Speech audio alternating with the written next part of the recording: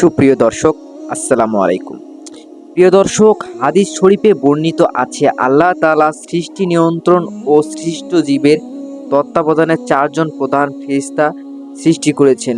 ওরা হলেন হযরত জিবরাইল আলাইহিস সালাম, হযরত মিকাঈল আলাইহিস সালাম, হযরত আজরাইল আলাইহি ওয়াসাল্লাম এবং হযরত ইসরাফিল আলাইহিস সালাম। প্রিয় দর্শক, আল্লাহ তাআলা হযরত জিবরাইল আলাইহি ওয়াসাল্লামকে তার প্রেরিত নবী রাসূলের কাছে আল্লাহর ঐশী বাহিনী ও ওহী পৌঁছানোর দায়িত্ব অর্পণ করেন।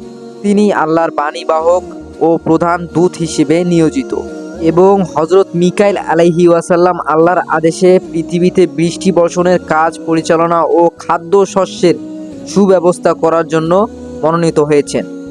হযরত আজরাইল আলাইহি ওয়াসাল্লাম, আল্লাহ তাআলা হযরত আজরাইল আলাইহি ওয়াসাল্লামকে সর্বপ্রকার প্রাণীর জীবনের উপর কর্তৃত্ব দান করেছেন। তিনি আল্লাহর হুকুমে সব জীবজন্তুর রূহ বা জান কবজ করে থাকেন। হযরত ইসরাফিল আলাইহি ওয়াসাল্লাম, আল্লাহ পাক হযরত ইসরাফিল আলাইহি ওয়াসাল্লামকে সিংহার ফুৎকারে বিশ্ব ব্রহ্মাণ্ড ধ্বংস বা লয় করার জন্য প্রস্তুত রেখেছেন। তিনি সবসময় সিংহার মুখে নিয়ে আল্লাহর আদেশের অপেক্ষায় বসে থাকেন। এই চারজন ফেরেশতার মধ্যে সবার আগে আল্লাহ তাআলা ইসরাফিলকে সৃষ্টি করেছেন। এ মর্মে বর্ণিত আছে যে হযরত ইসরাফিল আলাইহি ওয়াসাল্লাম আল্লাহর কাছে দুনিয়ার যাবতীয় প্রাণী ও বস্তুসমূহের সমপরিমাণ শক্তি ও ক্ষমতা চেয়েছিলেন। তাই আল্লাহ তাআলা তাকে যাবতীয় মাখলুকের উপর শক্তির প্রভুত্ব দান করেছেন।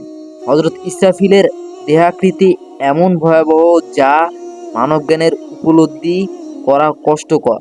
হযরত মিকাঈল আলাইহিস সালাম ইসরাফিলের 500 বছর পরে পয়দা হয়েছেন। তার দেহের আকৃতি অত্যন্ত ভয়াবহ।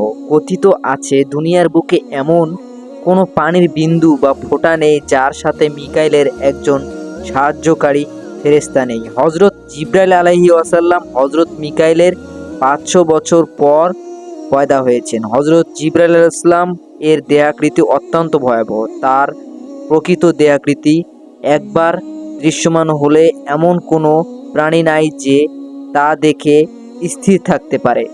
প্রিয় দর্শক, হযরত আজরাইল আলাইহি ওয়াসাল্লাম তথা মালাকুল মউত প্রধান 4 ফেরেশতাদের মধ্যে সর্বশেষ পয়দা হয়েছেন হযরত আজরাইল আলাইহি ওয়াসাল্লাম।